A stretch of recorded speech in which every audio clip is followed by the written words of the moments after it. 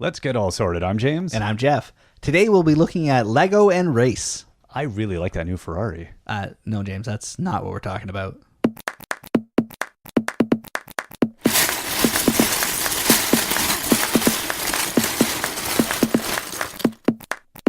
As always, if you want to check out links to everything we're talking about today, head over to breakingdads.com. Breakingdads.com. Breakingdads.com. You can also leave us a comment there or find us on Twitter. I'm at StillSorting. And if you like what we're doing here, please let someone else know in your Lego community. Spread the word. It would be extremely helpful. And we love new people listening and telling us how much they're enjoying the podcast or what we're doing wrong. Yep, both are valid. Or ideas for episodes, which has been awesome. We've been getting several of those lately. Yes. Which I'm sure those will become episodes. Absolutely. Hi, Jeff. Hey, James.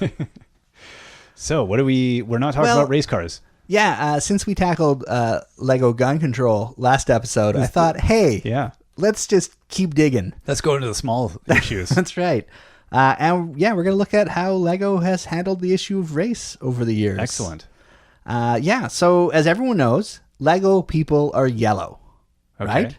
Yeah. Lego decided on yellow because according to Lego via Gizmodo.com, when the minifigure was first introduced 30 years ago, it was given the iconic yellow skin tone to reflect the non-specific and transcendental quality of a child's imagination. I don't even know what that means. That's the most corporate sentence. To reflect the non-specific and transcendental. So kids, they're trying to say kids don't see race. Or that kids can apply, can make the characters anything they want. Why give them heads at all? Yes. If kids are so transcendental. Well, they tried that with the that's true. The earlier minifigures. Yeah. So good point. It's a really nice sounding ideal. Yeah. I don't know. That's the way of saying we don't have a good answer. Or we wanted to avoid problems. Yeah, that's true. That might be more realistic. Lego doesn't like bad publicity. That's. But if you're a longtime listener of our podcast, you'll remember from the Lego People episode we did. I think it was episode 12. Oh, so long ago. Yes. The first Lego humans were actually bicyclists and motorcyclists released in 1956, and they were decidedly white. Right. Although, since Lego didn't provide any painting guide to the housewives that they originally contracted to paint the figures, there's a slim chance that someone out there decided to paint the flesh a different color. That would be awesome. That would be nice if you open that up and you're like, oh, I've got a green bicyclist. He's like, nope, this guy's too white. Yeah.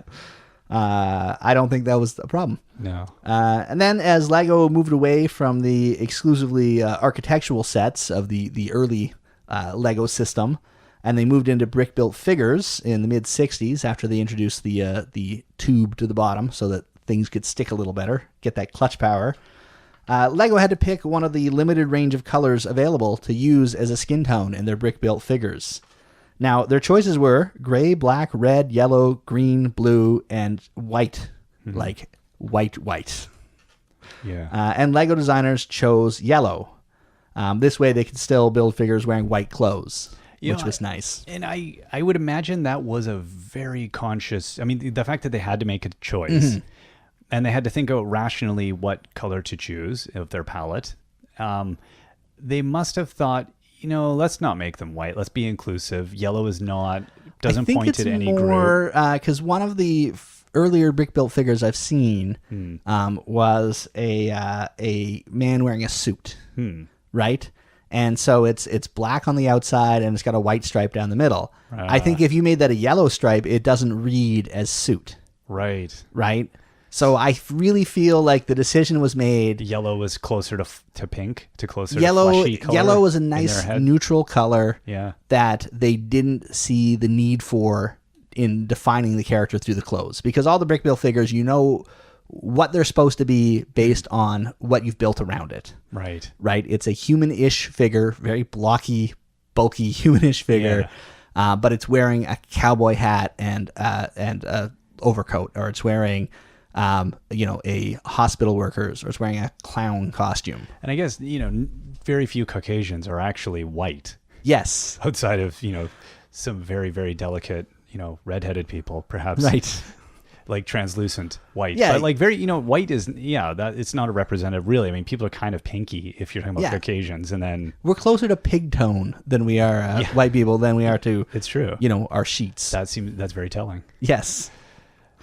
So, it makes sense why they went with it. Now, Samsonite, who, when Lego first started as a toy, was the North American manufacturer / distributor for Lego. They did see some extra potential in another color in the lineup there. And in 1964, they released a set called, and I apologize in advance for having to say these words, Three Little Indians. Well, I think in the U.S., there's still, that term isn't quite as offensive as it is in some parts of the world. Yes. That's right. They still have a Department of Indian Affairs. No, it's not a pejorative. Whereas like in Canada, that term has been long phased out. Phased out. Yeah. Even though it used to be, we had a similar kind of, we use the term widely here. Yes. First Nations, Native Americans is more appropriate in general in the U.S. In the U.S., yeah. And then First Nations. Unless you're a sports team. Yeah, well. Yeah, let's not even. But yeah, so it's Anyway, it's historically accurate though. Three Little Indians, 1964, and it's three little brick-built figures with yellow outfits and red skin, and they're that's what you'd expect from 1964. Thank you, 1964. And I mean, to be fair to Lego, this set was manufactured by Samsonite and was only available in the USA. I think it was pretty much the where things were in the 1960s. I mean, that's not you're talking about before the the Native American movement, even in the US, I think at that point. So like civil rights, things like that. I mean, this 1964. That's the cowboy and Indian phenomena in American culture. I think was still well alive at that point. Absolutely. So, and if you had a cowboy figure, you needed somebody to shoot. Yeah, so is that terrible? Oh, it's awful. I know. But sadly, historically, an unfortunate part of the North American past. Yeah, very much so. So what's the next one after that? Well, okay. So then in 1974, Lego 10 years later began introducing the Maxi Figure, which is basically the head and arm assembly that you can combine with a brick-built body for a more realistic and articulated play experience. The arms could move, and it had a round head, and it looked more like people than the brick-built figures. And what did they go with for those? And these Maxi Figures would be yellow.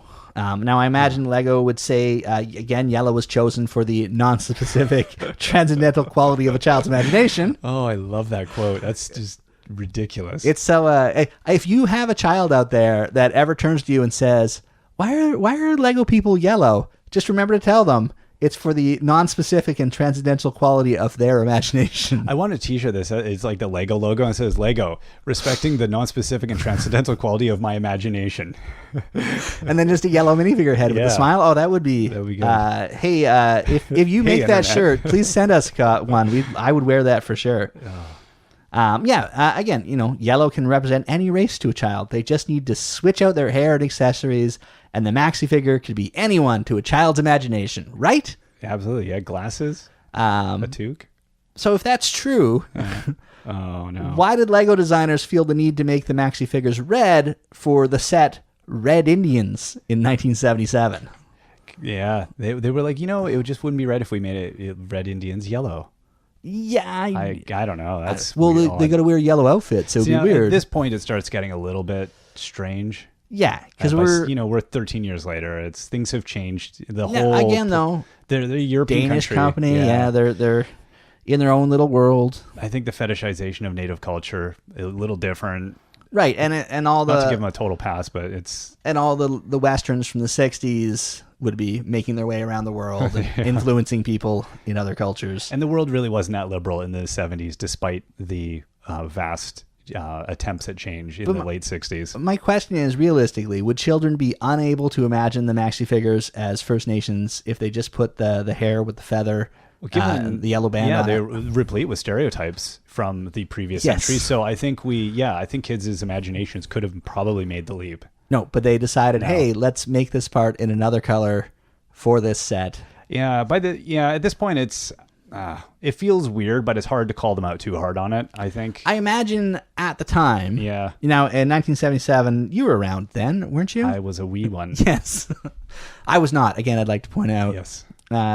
Yeah, so I imagine if I'd seen it, I wouldn't have thought anything weird of it at the time. I remember some very odd stuff, like little playing cards you would get from something about native culture, and toys in the 70s were weird. Yeah. So if you looked at the greater landscape of children's toys, this would not have stuck out at all. No. I'm sure, even until much later than this. Yes. Like children's toys, by and large, have been fairly offensive in many ways for a very long time. And this, I'm sure. I mean, the toys reflect the culture of the time. Yeah. Right. And I would say that if you were going to put together a list of most offensive toys ever made, I don't think this one makes it. Well, and I do remember just as an aside, it wasn't until really the mid 80s when you get the Cabbage Patch Kids dolls.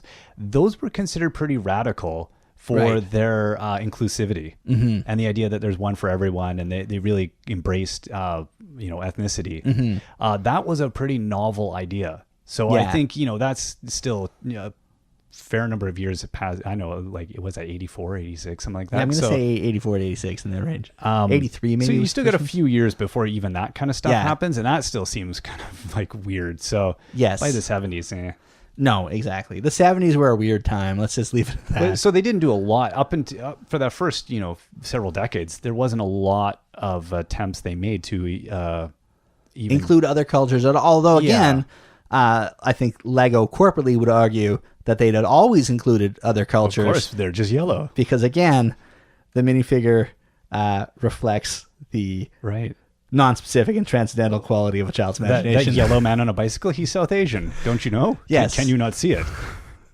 Yes. So, that's the way it is. By 1978, the modern I can't talk anymore. Minifigure? The modern minifigure you want to would say appear. Max figure? I do. And it's clear at this point that Lego could have chosen any color to make the minifigure skin tone. You just look at Fabuland, which was released the following year. That's a good point. Pretty well every one of the heads is a different color in that one, as they are animals. Yes. So they have no problem with diversity of animals at so this point. Manufacturing isn't a problem. No, exactly. They could choose any color they want. That was my first question when we were talking about this. I was like, well, was it a manufacturing issue? And a lot of people do think that because I think they are putting the minifigure way back at the beginning of Lego. Because for a lot of people, I mean, myself, 1978, I was born that year. Yeah. The minifigure has always existed. Right, exactly. But that's not the case. So, they could have chose any color. They went with yellow. I'm not even going to say the non-specific and transcendental quality of imagination anymore. I can't stop saying it.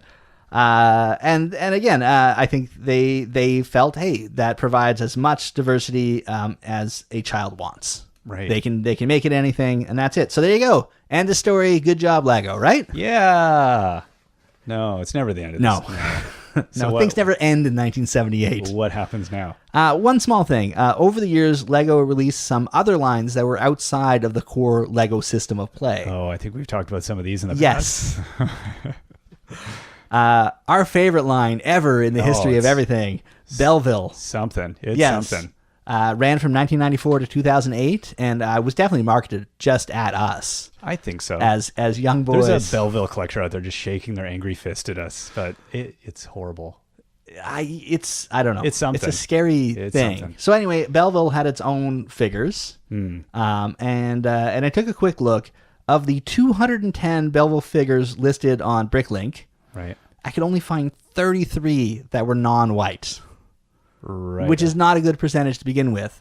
They're really hard. Well, photos are sometimes weird on there, but also it's hard to, outside of maybe like naming conventions on some of these early things, it's hard to tell what color they're even going for. No, because on Bricklink, is that even beyond that, what were the lighting conditions like when the picture was taken? So it was really hard because these are all user submitted photos on Bricklink. And credit I will give them is that I like that we're having difficulty discerning, skin tone in these things, and that there's no gross racial stereotype physical characteristics being implemented on these things, because they could have used some kind of shorthand to say, well, this is an African American, this is an Asian person.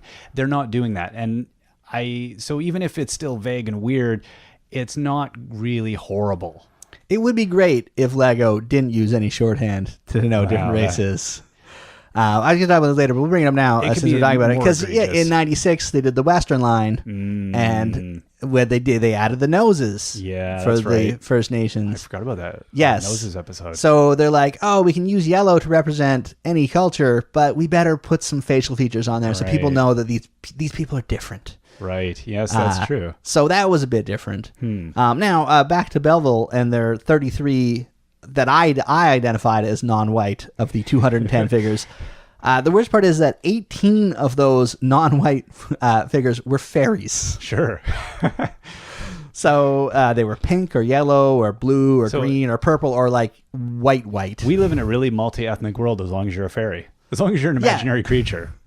So imagine being a child that wanted to play with Belleville and you were non-white and you were looking for something to identify with and coming to the realization that a fictional group has more representation than you. And at this point too, I just as an example in the greater toy landscape. Yes, I'm trying to remember what point Barbie went to there's debate. Multi-ethnic. There's debate on that because the first black Barbie was in 1967. Okay. But it was just a recolored version of the same head. Right. So some people go like, that's not a truly black Barbie. It's a white Barbie that's had a really good tan.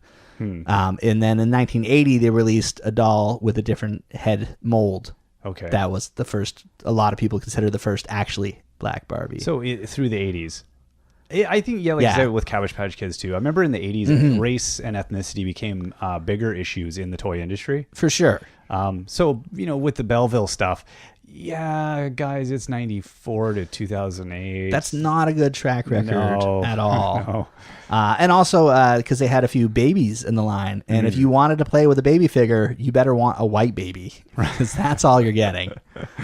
So that doesn't sound good. Oh, but they've got other stuff coming out then. Yeah. They had other... In 1997, they released Skala, which is, by everyone's standards, a disaster to begin with. Absolutely. Because Skala was, this is 1997 again. Yeah. They're like, hey, Mattel's a huge toy company. Right. And Barbie's their best toy. Let's knock off Barbie. And we'll be great. But they'll do lots with that, right? Now, it died a quick death. So there's not a huge sample size of dolls released. But still, all white. Every single doll released. Thank you, Skala. Is white. Jeepers. Yeah, that's not good for 1997. No, not for 97. Yeah, I mean maybe if all the dolls were yellow. For 57, 67, maybe 77, 97. Yeah, 87 would be sketchy as well, but 97, no, not cool. Go. Yeah, so I wonder if internally at this point they're beginning to get was it a matter that they weren't getting any feedback on this? Did they misperceive the industry? It's curious. Or were they doing the market research? And Danish culture, I'm thinking, is rather homogenous. So again, their perception of race. I wonder really how. I don't know at that time period. It'd have to. Yeah, I'd be very curious to know what they were thinking. Or it could be as simple as they did the market research and they produced what the market told them they wanted. They thought it's middle class white people buying this stuff. Yeah. Maybe that's their market. Let's just hit our market and that's that. But again, how do you do that market research? There's, it doesn't. Oh, the 90s. It doesn't look good on them it does not. at this point. But anyway, Skala somehow ran to 2001. I imagine that's more just like they finally sold out of it in 2001. Owed somebody something. Yes. Well, we'll let it go. So now we've made our way into the 21st century, and we have to double back to the minifigures and Lego's belief that yellow could represent any race. To me, this idea was beginning to be tested. In 1999, Lego signed a licensing agreement with Star Wars. Many fans looked at this agreement as the move that saved Lego from bankruptcy and moved it towards becoming the world's biggest toy maker. But that's a discussion for another day. What I'm interested in is what this newly opened licensing era did. It meant that Lego would now be producing minifigures of characters the customers were already familiar with. Instead of representing the generic, these figures would represent a specific person. No problem. The yellow skin tone should be able to handle all that, right? I like how you're getting used to my rhetorical questions.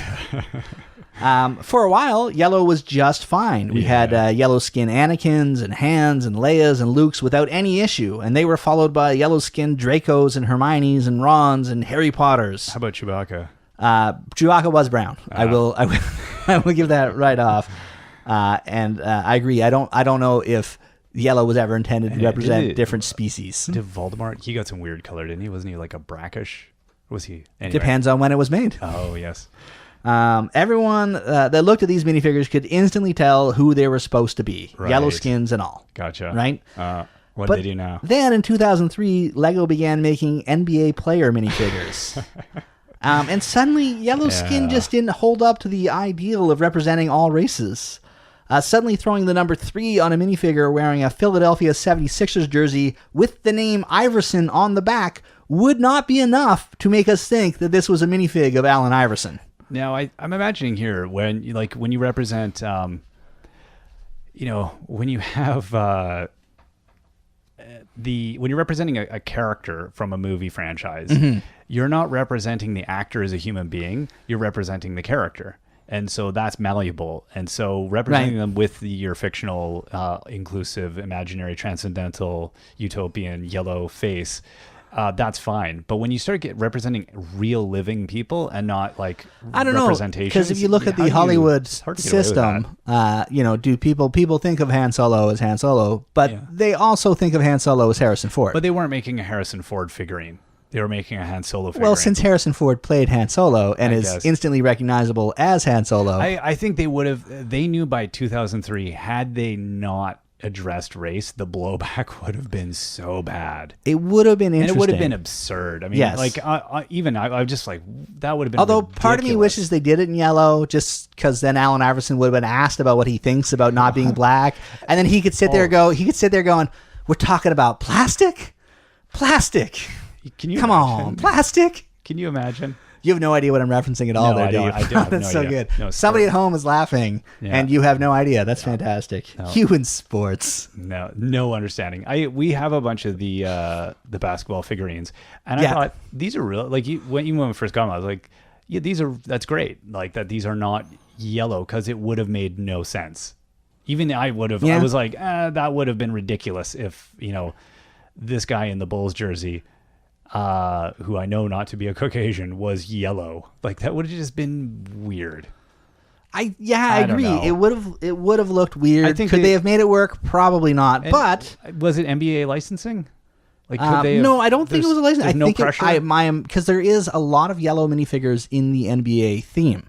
All the non-licensed ones are yellow. Okay. So you have sets which will sell a bunch of NBA players. Had to sign off on their names though. To use their name and their number, they probably have some ownership on that, and I'm betting you can't just represent them. No, but they would have sold it as a package thing. Like they wouldn't have signed Iverson; they would have signed an NBA Players Association agreement. Right. Because when you join the union, you basically sign your likeness over to the union, which can then license it out. There must be some restrictions on that. Possibly, and they might have had their hands tied. Anyway, to me, you see me taking that side. To me, I think the change to a natural, as they call it, skin tones, was a tacit admission that yellow did not represent all races in most people's minds, but yet rather yellow minifigures equals white minifigures. Other people may disagree with me, and they'll say, no, yellow minifigures means yellow minifigures. I don't know. It certainly did not work. I think that idea, I think it did, and I think that might be changing. Right. So I think... But is this the change? The very first time they had to make figures that were specifically not white, they changed. Right? Yeah. And there's some other... It gets weird, because... So once they started to do the natural skin tones for NBA figures, they began to switch out all the yellow minifigures in the licensed sets. So 2003 is a weird era where you have some yellow minifigures representing licensed characters, and you have some natural skin tone. They must have been gauging feedback too at this point. This is a good test case for them to find out what people thought. Like, if this was an issue, is it not an issue? Like, where does the user group base want to see this go? Right. Do people care about race at all? But like to me, it was definitely an issue because they signed the Star Wars license in 1999. Right? Right. In 2003, they go to the natural skin tones, and they finally include Lando. Right. A character who was central in the original trilogy. Yeah. And they could have made at any time between 99 and 2002, but chose not to. Mm-hmm. And I imagine they chose not to because putting the costume on the cloak that he wears and putting in a Cloud City or a Millennium Falcon set, they felt would not work. People would not be able to identify that character as Lando. Yeah. Again, like the only way you reach that conclusion is you go, well, yellow can't represent all races. Yeah. And that's my opinion. Huh. People can definitely disagree with me. I don't think Lego set out at any point to be evil in any of this. I honestly don't think they thought about it up to 1999. Yeah, I think so as well. Well, I would imagine they must be becoming increased. They're not that insular. I mean, they were aware of what was changing in the toy industry, and I'm sure they were aware of it, but didn't know what to do about it. Mm-hmm. And then thought, okay, well, prior to say having, like, in a way that was a bit of a great, a nice little contract to get with the NBA because it allowed them to explore concepts of race. Whereas I think just injecting those into the broader user base on, like, say, fictional characters or something, it might not have been as easy for them to just work through that. Maybe it was just easier. They were like, we've got our hands tied. Let's make the NBA characters, with skin tones that are accurate. And then once making the change, they made it across the whole line. Yeah. But that, of course, opened up another bag of issues. Yeah. Because, like you say, you can see why Lego stayed away from adding any indication of race in the sets in the first place. Because since they made the change, there's been constant calls for not including enough racial diversity in their licensed sets. Now, Lego counters this by saying that their sets and the lack of diversity in them is more a reflection of the lack of diversity in Hollywood, and they can only work with the characters they're given. Yeah, which is fair if they were only dealing with just licensed products, which to a certain extent they are.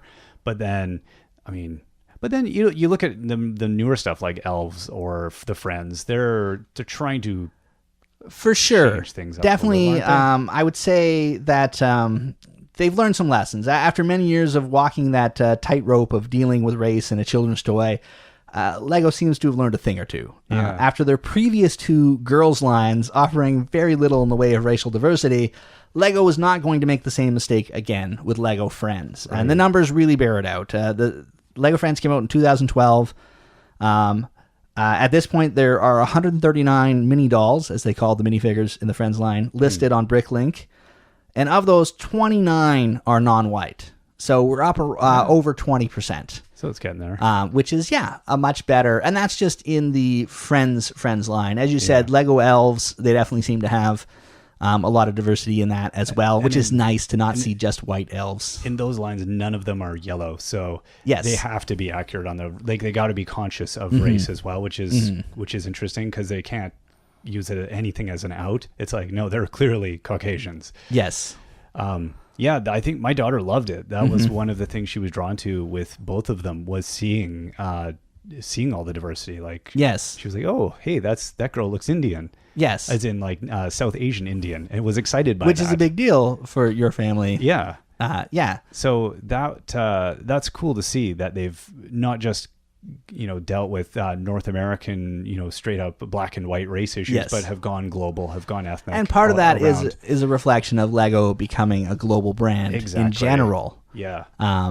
And you need to do that nowadays. As you have a burgeoning middle class across the world, and people strive to own Lego and things like that. Yeah, if they not also just as a corporate decision, if they want to be available in those markets or popular in those markets, they've got to represent those markets and not be a white kid's toy. Yeah, so I'd say the future is getting better for diversity in Lego. Yeah, even the licensed sets. The studios themselves seem to be getting better. You look at the new Star Wars movie, and half the cast is female, a wide range of ethnicities. Those will be represented in the toys, already are. Yeah. And that's nice to see. Yeah. So I guess... Took a long time, but we're getting there. Yeah. Yeah, it would be nice if we could report nothing but sunshine and roses and say that Lego was a progressive company leading the charge. Yeah. And quite realistically, all the changes they've made could be completely financially based. Yeah. But I'm a firm believer that that the end result is all that matters. I think so. I think they're all about play, and I think they are about change, but they're a little bit more reactive than progressive. Yeah. And that's I think who they are as a company. They're cautious. They've made mistakes, and I think they're afraid to charge ahead a little too fast. So they're waiting to see where things go, and that's not noble, but that's also pragmatic and very much Lego. Yep. So not surprising entirely. Yeah, it works for me. I guess if you enjoy this, let us know. We've got some questions for you. Is Lego doing enough to promote ethnic diversity? Would you like to see more skin tones in your Lego sets? Do you wish Lego stuck to the yellow minifigures only and never made the change? Or do you even see this as an issue? Let us know. Again, you can leave a comment on the website or hit me up on Twitter. I'm at Still Sorting. All right. Until next time, I've been James. And I'm still Jeff.